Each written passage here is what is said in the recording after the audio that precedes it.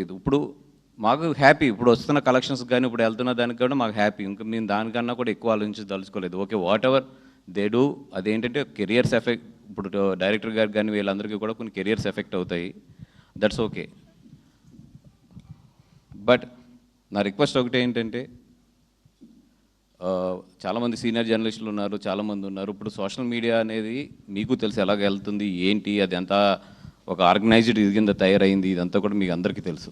At least ఈ negative campaign గురించి ఇట్ల గురించి మీరు ఎక్స్పోజ్ చేయండి. నేను అడిగేది అది, కొంచెం నేను రిక్వెస్ట్ చేసేది ఎక్స్పోజ్ చేయండి. ఎందుకంటే ఇప్పుడు నిజంగా ఇప్పుడు కొంతమంది రాసిన రివ్యూస్ని 100% నేనైతే రెస్పెక్ట్ చేస్తాను.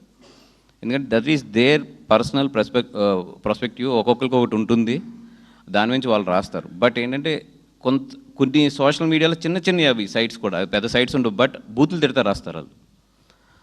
అది తీసుకుని ఇంకో బ్యాచ్ ఏం చేస్తుంది అంటే దాన్ని పంపం చేస్తుంది. మీరు చూస్తే ఏంటంటే దాని ఫాలోవర్స్, అట్లా రాసిన ఫాలోవర్స్ అంతా 100, 200, 300 ఉంటారు. బట్ వ్యూస్ చూస్తే 21, 30,000, 50,000, 60,000 వ్యూస్ ఉంటాయి. దట్ మీన్స్ దాన్ని బూస్ట్ పెట్టారనికి. అది వెరీ సింపుల్, అది లాజిక్ అది.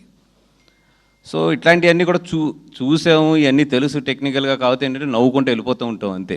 ఇంకా అంతకన్నా కూడా ఎక్కువ ఆలోచించి అది బుర్రకు తీసుకుని ఇది చేసుకోకూడదు. ఎందుకంటే కాంపిటీషన్లో ఉన్నప్పుడు కొన్ని తయారయ్యాయి అలా ఆర్గానిక్గా. అది ఒకసారి చాలాసార్లు నేను ఫేస్ చేశాను. ఇప్పుడు వీళ్ళకి తగిలినప్పుడు ఆ ఎమోషన్ బయటకు వస్తుంది. నా ఎమోషన్లు ఇవన్నీ అయిపోయి సరైన ఒక సాధువు కింద తయారైపోయాను నేనైతే.